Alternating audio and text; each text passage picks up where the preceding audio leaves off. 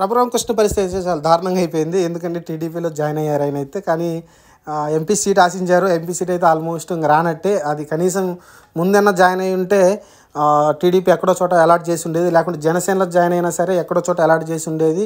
కానీ ఆయన జాయిన్ కాకుండా నాకు నరసాపురం ఎవరికి వస్తే కూటమిలో వాళ్ళ దాంట్లో జాయిన్ అయ్యి నేను సీట్ తీసుకుంటానని అయితే చాలా అహంకారపూరితంగా అయితే ప్రవర్తించాడు. దాని మూలంగా అయితే అది బీజేపీకి రావడం, బీజేపీ శ్రీనివాసవర్మకి ఇవ్వడం, ఆ తర్వాత కూడా శ్రీనివాసవర్మకి ఇచ్చినప్పటికీ నాకు చేంజ్ చేస్తారని కొన్ని రోజులు ప్రెస్ మీట్లు పెట్టడం అవన్నీ జరిగిన తర్వాత అయితే ఇప్పుడైతే మళ్ళీ మాట మార్చి నేను ఎమ్మెల్యేగా పోటీ చేస్తాను, ఎంపీగా పోటీ చేస్తాను డిసైడ్ చేసుకుని నేను చెప్తాను, అలానే చంద్రబాబు నాయుడు గారు చెప్తారు, వాళ్ళు ఏది ఇస్తారో చూస్తాను, మీరు ఎంపీగా పంపిస్తారో ఎమ్మెల్యేగా పంపిస్తారో చూస్తానని అయితే చెప్తున్నారు. ఎందుకంటే టీడీపీ కూడా ఆల్మోస్ట్ అన్ని సీట్లు అయితే ప్రకటించేసింది. ఎమ్మెల్యేలు ఎంపీలు కూడా ఎక్కడ ఖాళీ లేవు.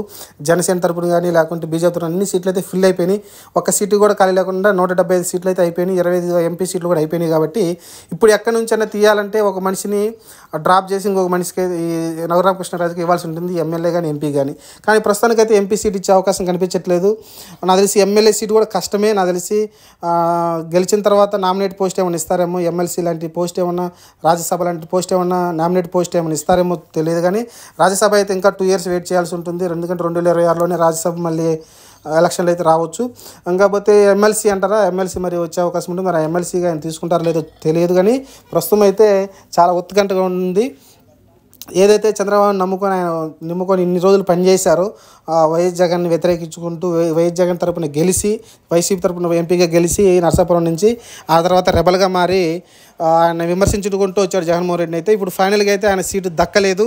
ఆయన చేసిన మొట్టమొదటి తప్పు ఏంటంటే ఏ పార్టీలో జాయిన్ అవ్వకపోవడమే. ఎందుకంటే టీడీపీలో అన్నా జాయిన్ అయ్యాల్సింది, లేకుంటే బీజేపీలో అన్నా లేకుంటే జనసేన అన్నా జాయిన్ అయి ఉంటే ఖచ్చితంగా సీట్ అలాట్ చేసి ఉండేవాళ్ళు.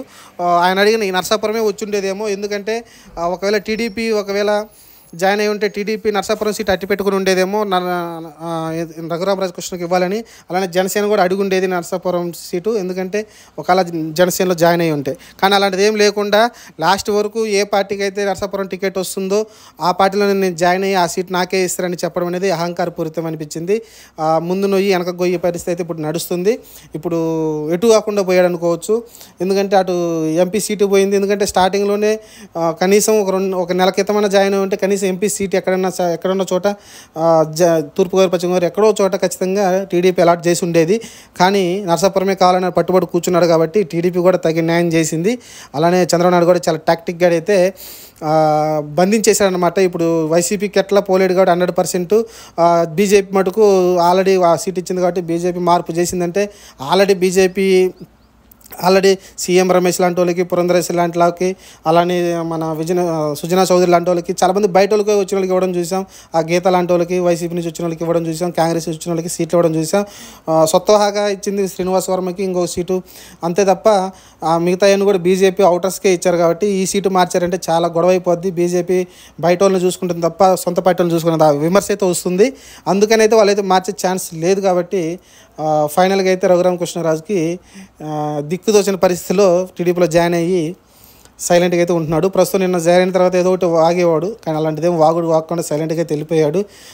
చూద్దాం మరి ఇంకా ఏమైనా ప్రెస్ మీట్లు పెట్టి ఇప్పుడు ఏంటంటే ఆయన రెగ్యులర్గా ప్రెస్ మీట్లు పెడుతూ ఉంటాడు. మరి ఆ ప్రెస్ మీట్లు పెట్టినప్పుడు ఏమన్నా మాట తూలి మళ్ళీ మాట మార్చుకొని నాకు సీట్ ఇస్తారని అడుగుతాడేమో చూద్దాం.